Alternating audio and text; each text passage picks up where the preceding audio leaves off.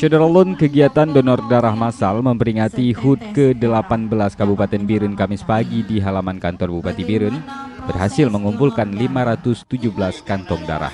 Darah-darah itu kemudian akan disumbangkan ke UTD RSUD Biren.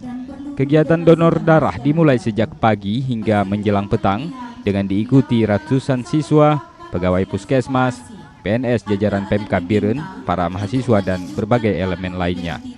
Selama ini kebutuhan darah di UTD Biren setiap harinya mencapai puluhan kantong. Sebaliknya Syederalun stok darah yang dimiliki tak mencukupi, bahkan pernah kosong total menyusul banyaknya kebutuhan pasien. Karena setetes darah sangat bermanfaat. Dari Biren, Yusmandin Idris, Serambi On TV.